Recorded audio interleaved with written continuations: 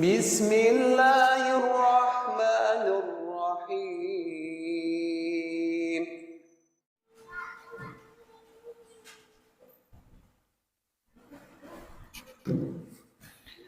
Bismillahirrahmanirrahim. Assalamualaikum warahmatullahi wabarakatuh.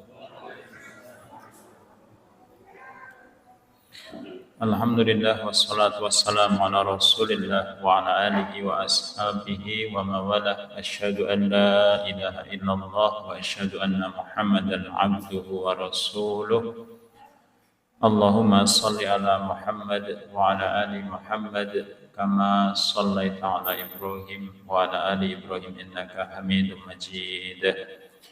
Bapak Ibu rahimakumullah, silakan dibuka surat Hud ayat 63, ada di halaman 229.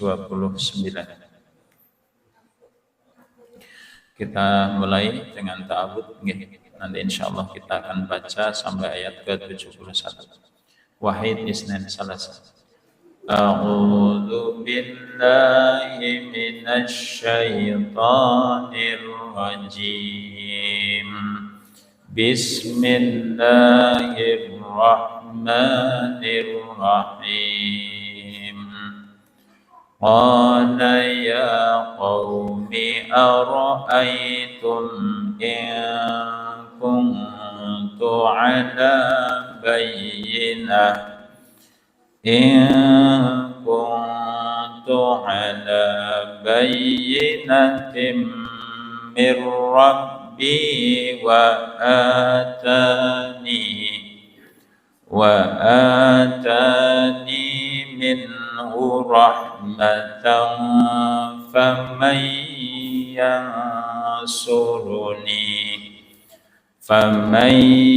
yansuruni minallahi in asaitu fama tazidunani ghaira takhsir.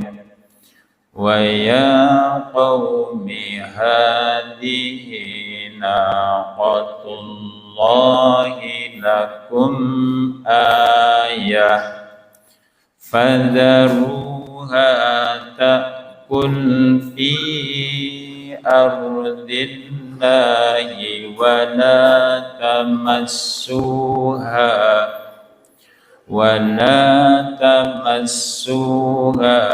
bisu'in fayakhudhakum adzabun qarib. Fa'aqaruha faqala tamatta'u fi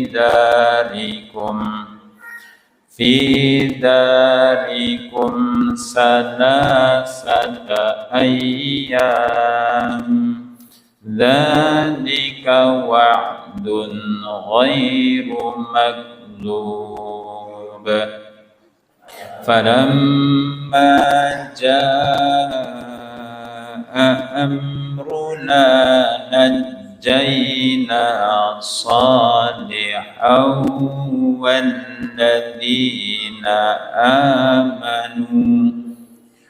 والذين آمنوا معه برحمة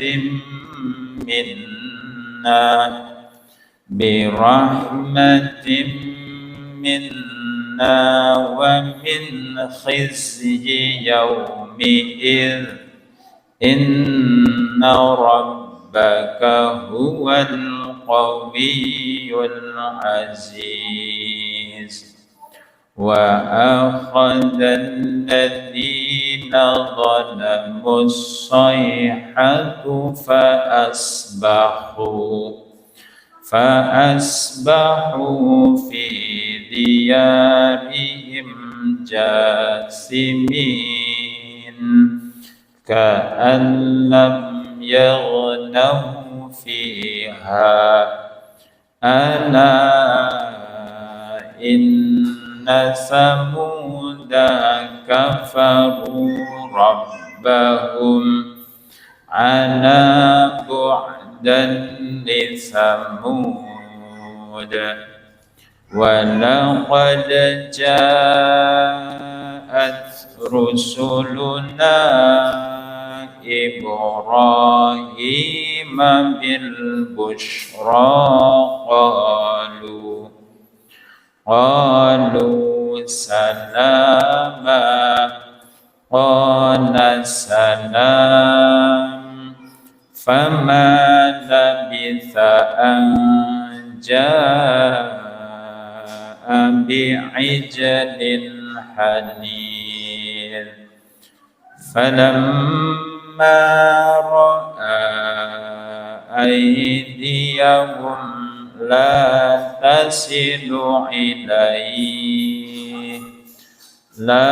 تصل إليه نكرهم وأوجس منهم خيفة قالوا لا تخف إنا أرسلنا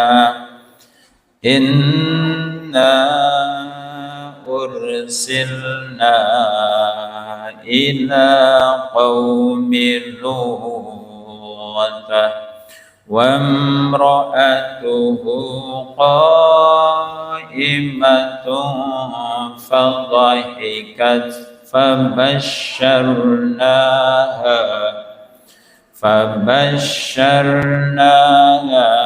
بإسحاق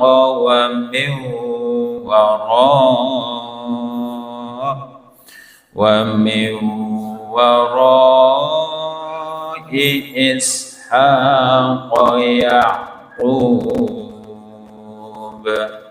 Allahumma arhamna bil Quran. Bapak Ibu rahimakumullah, bersyukur kita kepada Allah Subhanahu wa taala malam hari ini Allah kembali pertemukan kita. Kemarin suhu Purwokerto tercatat 33 derajat. Normalnya berapa? Ngertos mboten? Normalnya antara 28 29 nggih. Rasanya sudah panas sekali nggih. Ini peringatan buat kita semua, ya, peringatan kita semua. Ya, saya jadi ingat dulu waktu jilbab pertama kali bukan populer, ya, menjadi sesuatu yang biasa di Indonesia. Karena dulu zaman pertama saudari-saudara kita pakai jilbab yang rapat itu kan dikira orang sakit, yang model itu loh pun gamis besar, itu jilbabnya besar, pakai kaos kaki gitu. Di zaman saya kecil kan, meriang apa, jadi nganggo kerudung sampai rapat begitu. Ternyata ketika mereka diadu-adu begitu, jawabannya ada di Quran.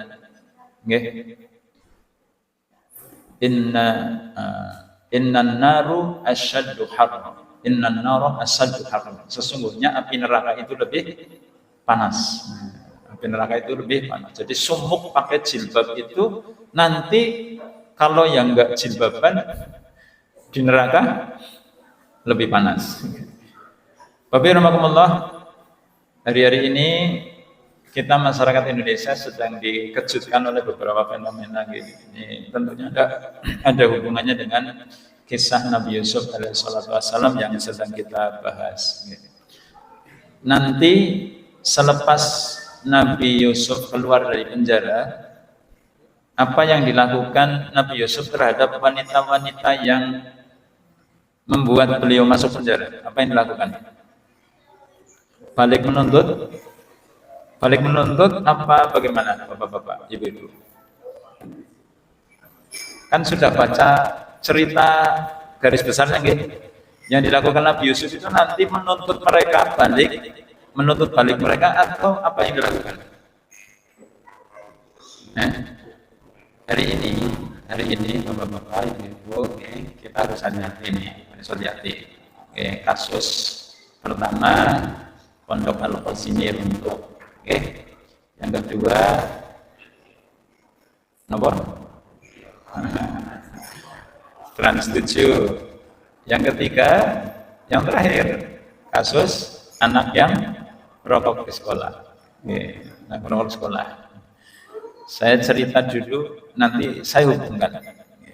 Kemarin saya, ini nggak promo nggih, ya benar nggih. Saya kemarin diajak makan siang di sebuah rumah Padang terkenal di Purwokerto. Nah, jangan disebut ya, nanti jadi promo. Jangan disebut. Namanya ya biasa, Ustadz itu gitu. Nunut Mulyo.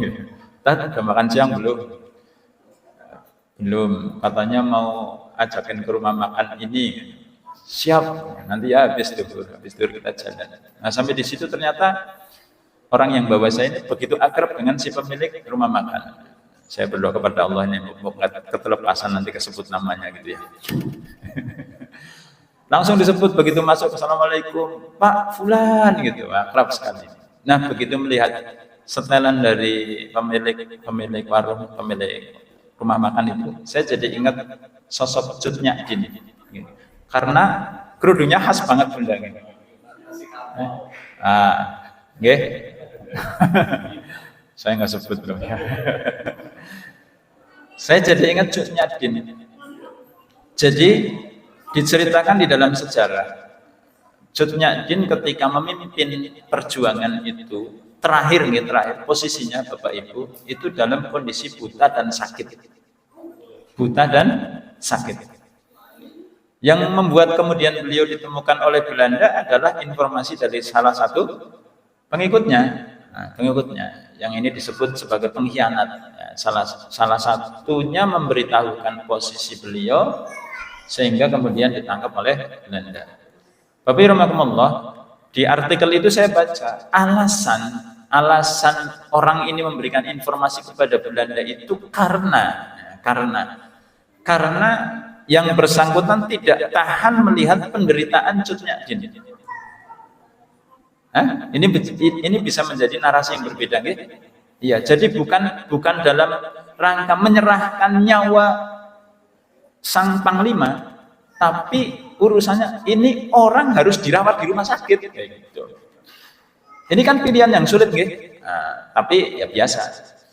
Kasus yang kedua, Bapak Ibu, tentang orang yang diserupakan menjadi Nabi Isa. Yudas Iskariot. Kalau yang sampai ke kita kan dia adalah pengkhianat kan. Tapi dalam versi yang lain, itu Nabi Isa menawarkan, siapa di antara kalian yang bersedia wajahnya dimiripkan dengan saya?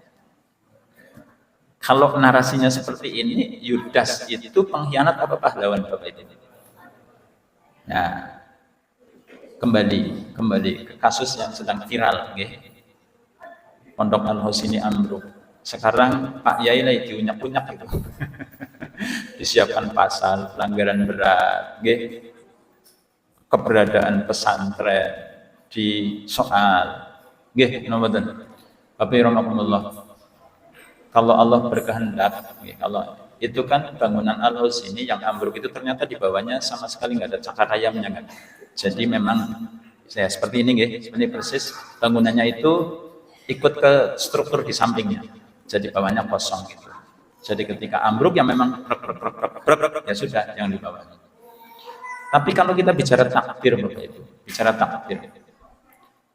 Allah saja bisa bikin langit tanpa tiang. Bisa bikin langit tanpa tiang. Bisa enggak Allah itu bikin Al-Husini tidak ambruk? Bisa.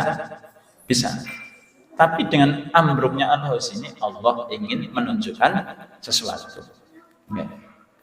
Ketika Trans 7 kemudian melakukan siaran itu, marah kan? Dan itu menunjukkan giroh kaum muslimin dalam membela agamanya begitu besar.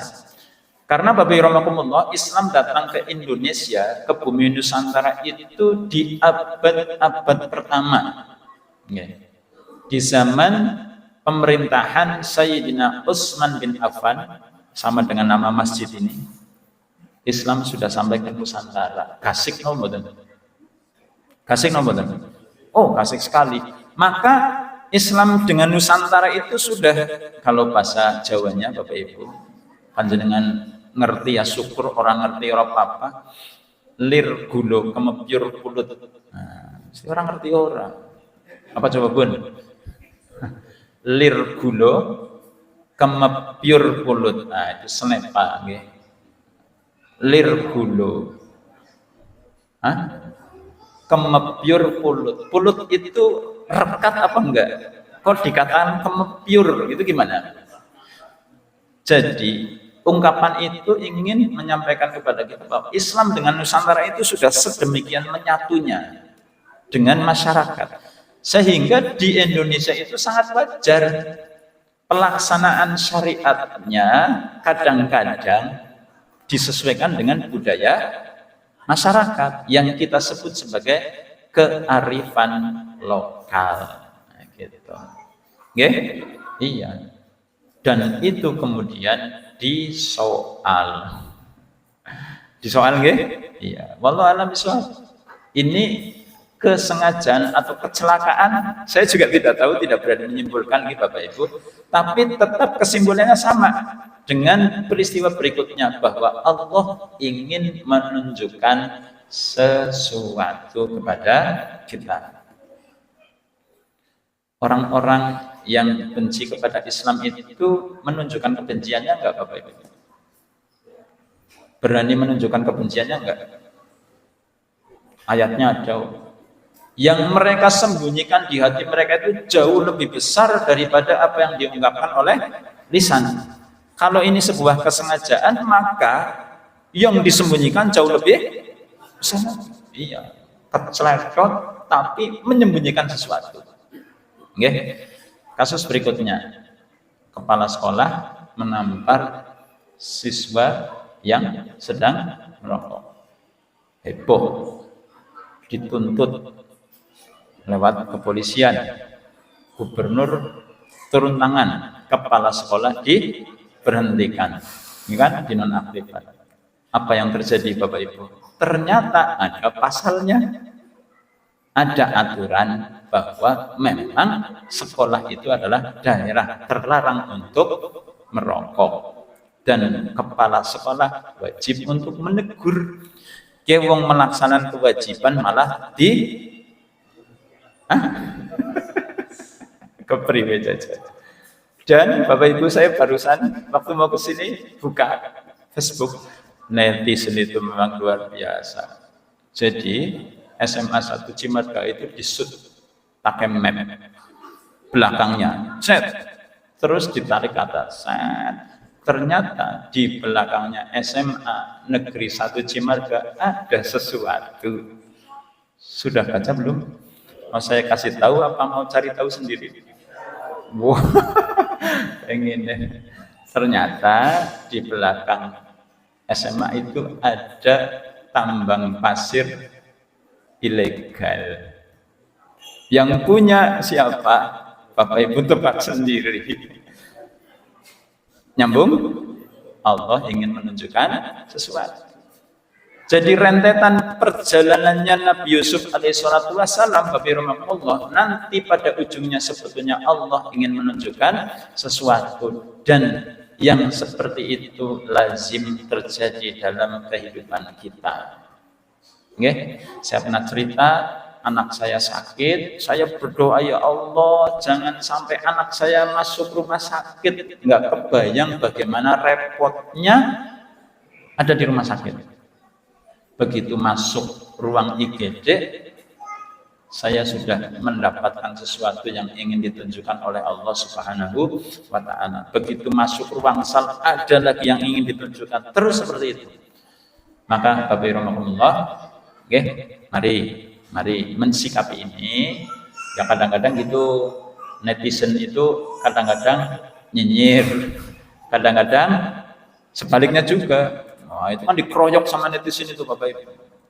Sampai ada pernyataan, pokoknya angkatan siswa angkatan 3 tahun ini 2000 nanti tidak akan diterima di bursa kerja. Masalah kok efeknya bisa sampai gitu. Itu enggak kepikiran sama sekali yang pada mogok itu ya. Ya dari situ saya jadi ingat, peristiwa penyerbuan Raja Abrohah ke Mekah, ya kan? Iya, Raja Abrohah kan memobilisasi pasukan itu, dan pasukan itu nanti diapain? Dimusnahkan oleh Allah lewat perantaraan burung ababil, jatuhin batu itu, Bapak Ibu. Lah kira-kira di antara mereka itu semuanya berencana menyerang Ka'bah enggak? Anak-anak yang pada mogok itu, Bapak Ibu, memang murni ingin mogok apa? Bisa jadi ada yang diintimidasi juga. Awas pengesu ngarura melu mogok. Gitu betul. Maka di dalam riwayat itu, riwayat penyerbuan pasukan Raja Abrah disebutkan tentang fadilah niat. Innamal a'malu binniyat. Nanti pasukan yang dimusnahkan oleh Allah itu akan dibangkitkan sesuai dengan amalnya. Nah, jadi saya kalau menanggapi yang masalah siswa SMA yang mogok ya mungkin tergantung niatnya. Allah kan Maha tahu nggih. Ya boleh di blacklist atau dan lain sebagainya. Tapi kalau Allah itu masih berkenan dia dicarikan kerja, sakit betul. Ya, rencana Allah kadang-kadang di luar perkiraan manusia. Nanti nggih Bapak Ibu, sabar menghadapi fenomena seperti ini. Saya juga gedot gitu ya, sampai ada pernyataan begini. Ada pernyataan menarik. Seorang bapak yang perokok, itu kalau tahu anak yang perokok di sekolahan dimarahi enggak? Menarik kan? Iya, misalnya ada seorang perokok, punya anak yang merokok juga, tapi kalau menangi tahu anak yang merokok di sekolah kira-kira dimarahi enggak? Nah ini kok bisa kebalik gitu loh. Ada apa? Jawabannya Allah ingin menunjukkan sesuatu.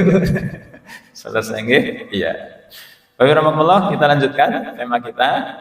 Kita sudah sampai ini nanti ada 14 cobaan berat pada Nabi Yusuf di kasus saat digoda oleh wanita yang bernama Sulaiha versi Israeliat, karena nama itu tidak disebut di dalam Al-Quran.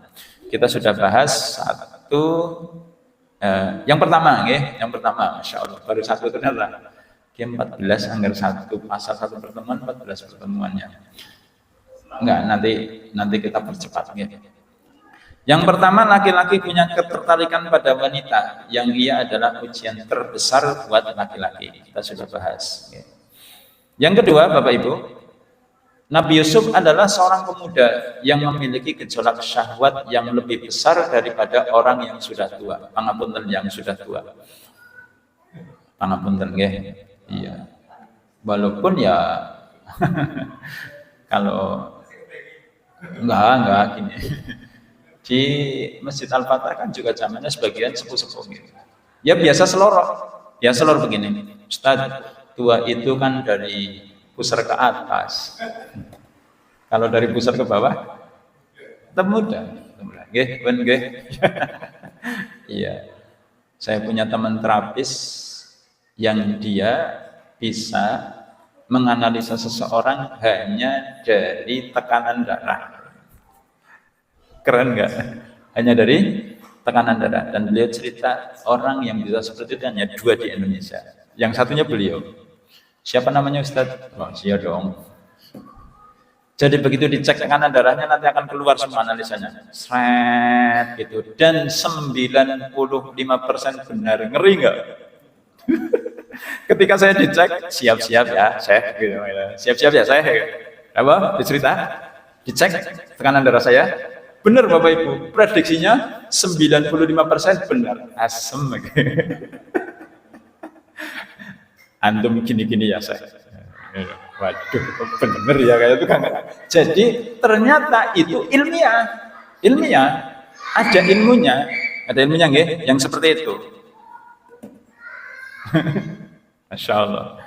Nah, kalau orang tua itu kan dia punya syahwat, tapi kan sudah tidak sebergelora orang yang masih muda. Maka di sini yang menjadi ujian berat buat Nabi Yusuf. Karena beliau orang muda, tidak punya pelampiasan syahwat. Oke? Masih ingat ada seorang petugas kantor urusan agama ketika ada sepasang suami istri mau bercerai? Kemudian si petugas ini itu sudah tinggal teken loh Pak, Bu. Tinggal teken akte cerai loh. Terus dikasih ditunjukin kertas, ya, kertas selembar. Terus dikasih bulatan kecil. Ini kamu lihat, ya. Terus kertas ini kamu lihat, ya. Ini seperti kesalahan istrimu. Kamu cuma lihat ininya saja. Padahal kelebihannya, ya, yang hitam dengan yang putih banyak mana Bapak Ibu? Iya. Jadi kadang kita dengan pasangan kayak gitu ya, ngaku enggak? Sana nggak usah jawab. Siapa orang yang paling sering kita salahkan selain diri kita? Siapa? Pasangan. Ya Bun, benar Bun. Iya. Padahal Masya Allah. Coba kita sedang berbicara urusan syahwat. Siapa yang madai hasratnya jenengan Bapak-bapak? Siapa coba? Iya. Yang sampai Rasulullah bersabda wa fi bud'ikum shadaqah. Dan pada kemaluan kalian ada sedekah. Yang ini juga dibilangi sama petugasnya. Kamu tahu enggak? Coba kamu lihat siapa yang jadi pelampiasan? Istrimu ini menjaga kehormatanmu gitu. Salah dikit main cerai aja gitu. Akhirnya enggak jadi cerai itu, Pak. Okay. Bahkan sekelas Rasulullah, Bapak Rahimahullah, diceritakan di dalam hadis yang diriwayatkan oleh sahabat Jabir bin Abdullah. Beliau itu pernah melihat seorang wanita. Bahasa di situ kadang-kadang, Masya Allah, majazi, Pak, pernah melihat seorang wanita. Apa yang beliau lakukan? Beliau mendatangi Bunda Zainab radhiyallahu anha yang waktu itu sedang menyamak kulit miliknya. Menyamak kulit miliknya. Berarti dia ngapa, Bun? Lagi ngapain, Bun?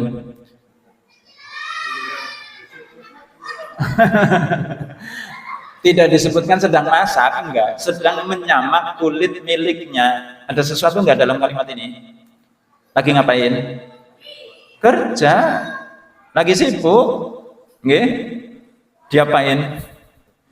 Beliau menyelesaikan hajatnya. Alon-alon boleh matur. Selesaikan hajatnya. Lalu keluar menuju para sahabat kemudian berkata, siap-siap ya Bun? Siap-siap Bun. Yang tabah ya. Tapi ini yang nanti Rasulullah. Innal mar'ata tuqbilu fi suratis syaitan. Wanita itu kalau dilihat dari hub, ada kubul, ada dubur. Kalau tuqbilu berarti kubul. Kubul itu depan atau belakang? Hah? Depan. Berarti tuqbilu depan atau belakang? Depan. Wanita itu innal mar'ata tuqbilu fi surati syaitan. Dari depan itu penampakannya seperti ini yang ketika Rasulullah. Saya cuma nyampaikan aja nggih. Innal mar'ata tuqbilu fi surati syaitan wa tudbiru fi surati syaitan. Dari belakang juga seperti fa idza absara ahadukum imra'atan falyati ahlahu fa inna dzalika yaruddu ma fi nafsi. Maksudnya begini Bapak Ibu.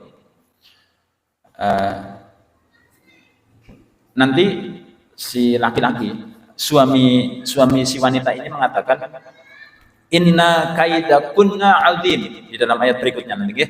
Sesungguhnya tipu daya kalian itu sangat besar. Inna kaidakunna azim. Nah, nanti ada pembahasan lagi Bapak Ibu. Kaidah kunna itu dhamir untuk perempuan banyak. Padahal yang di situ yang sedang berkasus wanitanya banyak apa sedikit? Ayo. Yang lagi berkasus di situ banyak apa sedikit? Satu, ya si wanita itu. Tapi inna kaidakunna, sesungguhnya tipu daya kalian azim. Okay. Nah, di ayat yang lain Allah berfirman, inna syaitani kana dha'ifa. Sesungguhnya tipu daya setan itu lemah. Jadi pun jadi tipu daya setan itu lemah. Tipu daya wanita azim. Maka setan pinter, dia gunakanlah wanita. Nggih, dia gunakan wanita. Iya, wanita itu disebut sebagai anak panahnya iblis. Luar biasa. Saya sampaikan ini Bapak Ibu, ada bapaknya, ada ibunya, supaya nanti masing-masing bisa menempatkan diri. Ya, saya di pertemuan kemarin matur, mana yang lebih menggoda? Wong wadon ora kelamben igel-igelan apa wanita yang bercadar igel-igelan? Hah? Iya, kalau udah nggak pakai baju, apa yang dicari? Tapi kalau, masya Allah, hari ini yang seperti itu bertebaran. Ustazah Ayu, glowing, yang disampaikan masalah hubungan intim. Jajal bapak-bapak ngerning ngali Ustaz sing atus niku pripun? Barang ndeleng sinang omah mandan. Ya, realitasnya seperti itu. Kita hidup di zaman seperti ini, Bapak Ibu. Iya. Dan walau alam bisa jadi itu yang membuat pahala kita nggih. Kan Rasulullah ngendika, nanti ada kaum yang pahalanya lebih besar daripada pahala kalian gitu kan. Iya, di satu sisi loh ya, kita nggak pernah bisa menyamai pahala sahabat di satu sisi. Karena apa? Para sahabat nggak ngalami yang kayak kita. Iya, wanita yang bajunya terbatas. Mereka enggak. Dulu itu pelacur itu ya di rumahnya pasang bendera. Sekarang itu ada BO, aplikasi. Masuk ke situ pesan, kadang-kadang ternyata ketemu sama naudzubillah min dzalik, istri tetangganya. Bisa ponakan ketemu sama bibinya. Itu bisa Bapak. Diam-diam mereka. Enggak. Ustaz kok tahu kayak gitu? Ya. Pernah dengar kemarin kasus yang pembunuhan di Komplek Win sebelah baratnya, Barat Win. Gegeran kan, Purwokerto? Nggih. Ya diceritanya begitu. Polisi itu punya cara. Jadi bisa di situ nanti di skip sinyal mana saja, nomor mana saja yang hadir di situ malam itu. Yang orang asing. Udah, nah itu. Oh ada dua. Ada dua nih yang orang asing, bukan orang sini. Ya. Jadi Pak Supri hati-hati Pak. Jangan kemana-mana ketahuan. Asal bawa barang ini ketahuan. Iya, sinyalnya ketahuan. Maka pakai barang ini untuk perkara yang baik-baik. Ketahuan Bapak Ibu, cepat itu diusut. Apa? Pakai pesan lewat aplikasi hari ini. Naudzubillah min dzalik. Bapak Ibu rahimakumullah, setelah ngendika begitu, ya Rasulullah, wanita itu dari depan seperti dari belakang seperti. Maka jika engkau berjumpa dengan seorang wanita, faida absara ahadukum imra'atan, jika engkau para laki-laki berjumpa lihat seorang wanita kemudian timbul hasrat, apa yang dilakukan? Falyati ahlahu, maka jumpailah keluargamu. Coba bahasanya ahlahu loh, bukan zauja, iya. Ahla, ayo pulang kamu keluargamu. Fa inna dzalika yaruddu ma fi nafsi. Keren nggih Bapak Ibu? Rasul ya Rasul. Apalagi Junaidilah. Iya, kadang-kadang gitu. Makanya bapak-bapak, ibu-ibu saling berdoa, saling berdoa. Itu yang ketiga. Yang keempat, Nabi Yusuf adalah seorang yang gharib, asing dari Palestina yang jauh dari Mesir. Palestina, Mesir. Ya sekarang memang ada perbatasan Mesir Palestina. Zaman dulu jauh. Orang yang asing itu ketika berbuat kejahatan di daerah asing kan lebih mudah. Kenapa? Nggak ada yang kenal. Nah, Gus Baha dalam salah satu ceramah dia menerangkan fenomena para gelandangan di Jakarta. Ya. Dulu masyarakat Betawi dulu itu kan kental agamisnya gitu, Bapak Ibu nggih? Ya, secara spiritual kan kental sekali budaya Betawi itu dengan Islam gitu. Tapi orang-orang yang datang dari luar Jakarta, lah orang asing kenal iki. Nah, sih digaruki sama dinsos itu kan rata-rata orang dari luar Jakarta. Ini di luar bicara problem sosial gitu, Bapak Ibu. Jadi orang-orang yang jauh dari kampung halaman, mereka ketika berbuat jahat di ibu kota itu, lah orang asing kenal. Dan ini terjadi hal yang sama realnya pada diri Nabi Yusuf alaihissalam. Tapi Allah jaga beliau. Jauh, nggak ada yang kenal, Nggih mulane bisa aja kayak gue borat yang kadang-kadang kepikiran sih. Luar kota ya jauh ya, lah orang asing kenal. Jadi zaman sih kan orang bisa kayak gue, cik-cik, kemudian kota gue anak usaha tanam juga dari kejauhan. Selesai masalah. Iya. Makanya Bapak Ibu rahimahullah, tolong kami siapa ben? Kami para pegiat dakwah didoakan. Sebab godaannya jauh lebih besar dari jenengan. Enggak, godaannya jauh lebih besar. Iya. Itu nun sewu Bunda. Kalau ada ibu-ibu single parent, masih muda, punya masalah, curhat sama ustadz, percaya enggak? Lebih percaya enggak? Oh, mesti lebih percaya sama ustadz. Itu godaannya. Ya kan? Lama-lama iya. Ustadz juga manusia. Iya begitu. Jadi minta tolong didoakan. Saya doakan jenengan juga doakan kami. Aku lupa lihat dan wastaghfiruh innahu ghafurur rahim. Kita dengarkan pemandangannya dulu.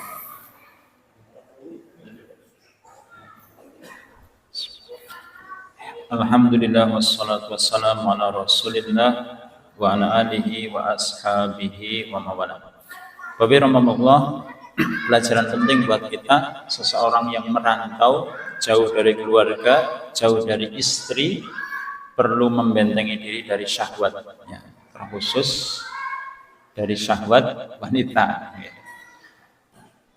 Saya punya teman yang kerja di pelayaran, ya, di kapal. Alhamdulillah, ini teman saya ini Bapak Ibu itu pernah ya ada kesan khususnya, teman-teman STN. Anaknya begitu anak tunggal, tapi sukanya merantau. Sampai bapak ibunya itu curhat sama saya. Jun tolong ngomongi lah, si Bulan. Balik ramane kalau biang wis tua lah. Senengnya kapal baik. Nah, kemarin baru wafat istrinya. Ya, mudah-mudahan husnul khotimah. Beliau cerita kemarin di grup begini. Dia punya teman di kapal seprofesi. Itu sudah berhasil dibujuk dari tidak sholat sama sekali, sudah sholat 5 waktu. Jadi tadinya temannya lah boro-boro sholat. Jadi dia hadiahi sarung, sajadah, sampai mau sholat temannya ini.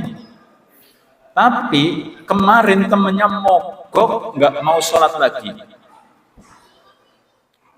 Saya jadi kepo, cari sebabnya apa gitu. Jadi ternyata temannya ini dengar kabar di Jakarta itu ada seorang kiai terkenal, YouTube-nya juga banyak Bapak Ibu, melakukan sesuatu, diakseslah beritanya oleh lah jebule kiai be kayak gue. Jadi efeknya kadang-kadang begitu Bapak Ibu. Orang yang baru menemukan jalan hidayah, lihat yang mestinya menjadi contoh, justru melakukan sebaliknya. Ya, makanya tadi saya minta Bapak Ibu doakan kami. Karena yang ini yang sedang kita ceritakan ini, dia menyimpan sesuatu. Sekarang sedang diproses oleh kepolisian karena korbannya itu lapor ke polisi. Dari umur 12 sampai umur 22 tahun. Itu melakukan sesuatu dengan anak angkatnya keponakan kiai sama anak putri yang dianggap sebagai anak ponakan dari umur 12 sampai 22 tahun 10 tahun. Sang korban trauma kemudian lapor polisi. Akhirnya efeknya itu teman saya itu jadi sebel banget. Akhirnya pelampiasannya apa? Orang belum sholat mana kok. Nggih Bapak Ibu. Iya, padahal yang salah siapa? Iya kan? Kan oknum. Nah, hari ini kan begitu di generalisir seolah-olah sing jenenge pesantren ribuan kan di Indonesia. Yang kayak gitu kan 1-2, tapi biasa peribahasa. Nida setitik merusak jerengana, jerengana. Tapi Allah ingin menunjukkan sesuatu lagi-lagi.